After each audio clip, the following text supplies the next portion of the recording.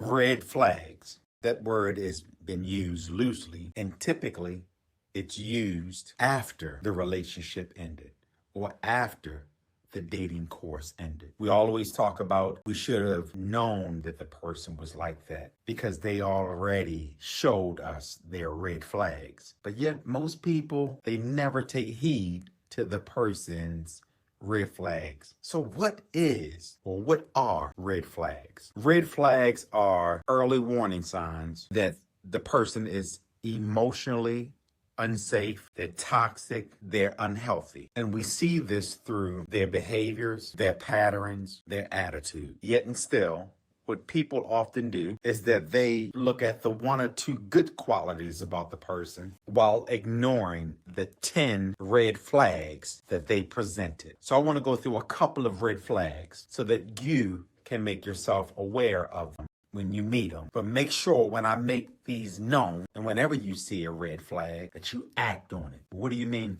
acting on it? That you cut it. You cut them off. You tell them bye-bye. Why? Because if you tolerate one red flag, then you'll tolerate 3 more. So let's get into it. Let's talk about or identify some critical red flags. The first is that when they begin to lack accountability. You often see this in the beginning within the first couple of days of conversing with that person. They always, when you get into the depth of their last relationship, they always want to blame that person. They say, oh, that person was crazy. Their ex was crazy. Their ex was this, their ex was that. But they never take accountability for themselves. Thereby, you begin to carry around that emotional weight that they lack. Healthy relationships need humility. So if you're thinking about having a healthy relationship, but yet this person lacks accountability, it presents itself as being a blame game instead of them holding themselves accountable. They lack accountability. That's the first red flag.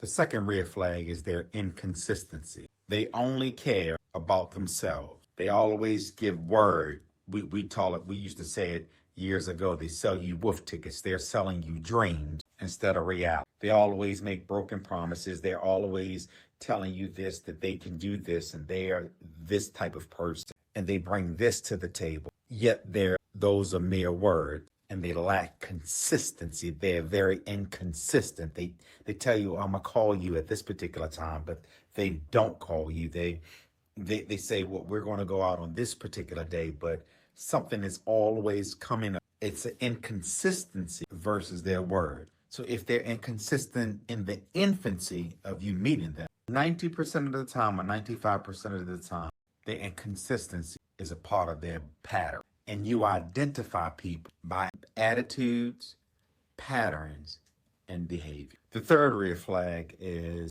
they lack communication. When you want to have a deep conversation about them, they avoid those conversations. They emotionally ghost you because it's important for you to know their family history. And so you want to ask them, is your mother and father still together? Is your mother still alive? What's your relationship with your mom? What's your relationship with your dad? And they avoid those kind of conversations. What are your goals in life? What are your dreams in life? They avoid the deep conversation.